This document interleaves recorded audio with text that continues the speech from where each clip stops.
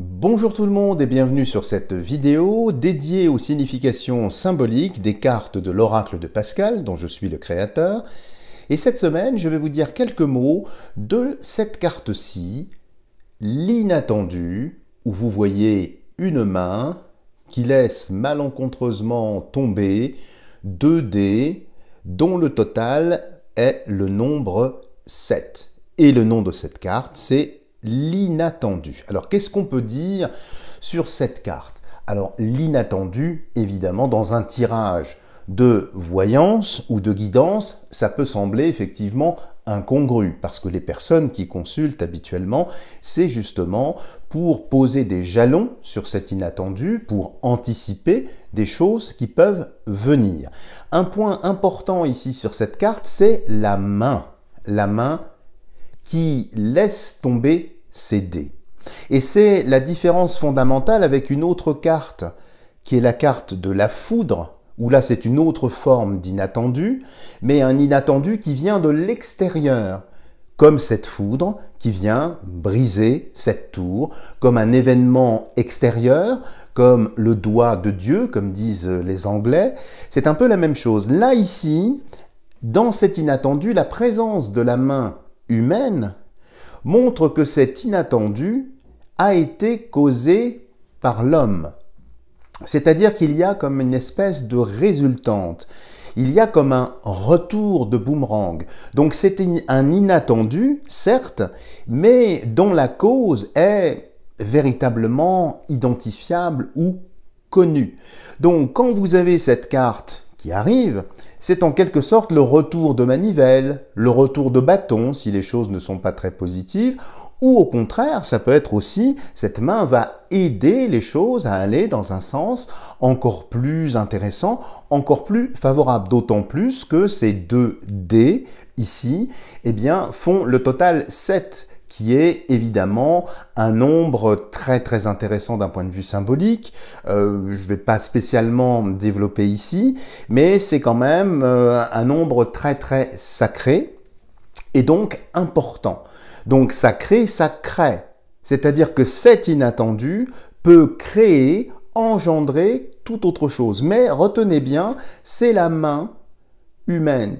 C'est à cause ou en raison d'une action humaine, d'une action accomplie ou d'une action bancale, incomplète, un acte manqué, diraient certains psychologues. C'est un peu la même chose. Donc quand vous avez l'inattendu, pour bien appréhender cette carte dans un tirage, il va toujours falloir faire attention aux cartes qui précèdent l'inattendu, ce qui vous renseignera sur les circonstances, c'est-à-dire qu'est-ce qui a fait que finalement, patatras, il y a cet inattendu, mais inattendu qui était quand même prévisible. Comme si vous voulez, je rafistole une table avec du scotch, donc c'est ma main qui va faire ça, et puis patatras, évidemment, en m'appuyant sur cette table, comme c'est pas bien solide, elle va tomber. Donc c'est un inattendu, mais qui reste quand même potentiellement réalisable, voyez. Alors, j'aurais pu attribuer un autre nom, effectivement, à cette carte de potentialité, mais ça aurait rendu, je pense, la lecture un petit peu plus difficile. Et donc, j'ai opté pour cette main qui laisse tomber des dés, parce que les dés, c'est un jeu de hasard, même si le mot hasard, est aussi intéressant. Le hasard, c'est tout ce que Dieu ne veut pas signer de son nom, dit-on. Tout ça, c'est pour montrer qu'il peut y avoir des choses inattendues, des retours, qui viennent bouleverser. Donc tout ce qui est avant la carte l'inattendu, c'est un petit peu les circonstances. Et tout ce qui est après la carte l'inattendu, va vous donner le sens de cet inattendu. C'est-à-dire, est-ce que les dés, dans leur chute, vont avoir une action assez funeste, ou au contraire, une action extrêmement porteuse, extrêmement positive. Donc, vous voyez, c'est l'idée dans laquelle je me suis inscrite pour réaliser cette carte-là. Alors, bien sûr, cette main ici, c'est la main gauche.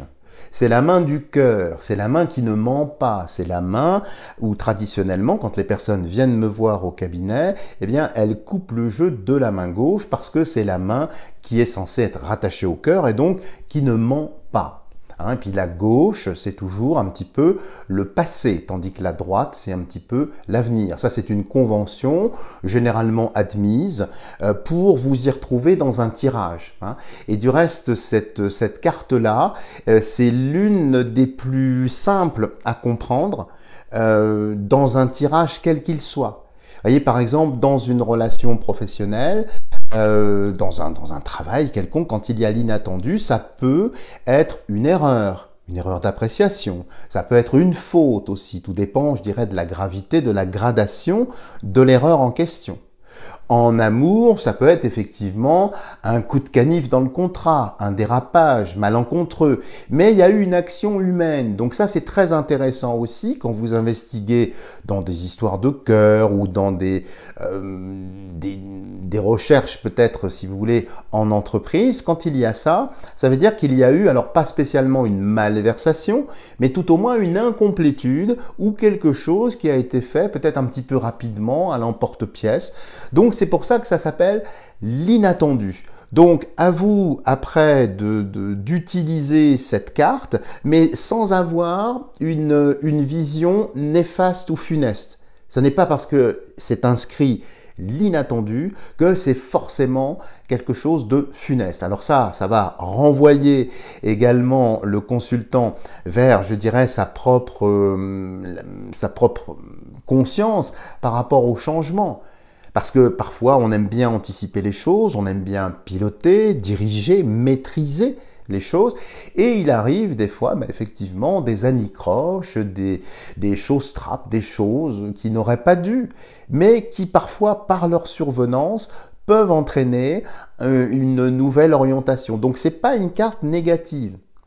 Que vous reteniez plus la foudre, et je vous renvoie vers la symbolique de cette carte comme étant un petit peu plus funeste parce que violente et extérieure, là c'est quand même une main qui joue au dé. Alors, pourquoi avoir pris des dés? Parce que des dés, en grec ça se dit kubos, le cube c'est rattaché effectivement aux 4 éléments, et puis c'est rattaché également à Jupiter, c'est-à-dire rattaché à un métal assez particulier. Et puis c'était pour faire un lien un petit peu plus subtil également avec cette légende sur la crucifixion du Christ, où lorsqu'il a agonisé, eh bien les gardes romains qui étaient au pied de la croix auraient, selon une certaine légende, joué au dé la tunique du Christ, pour savoir qui allait conserver cette tunique. Et donc ils ont fait rouler des dés.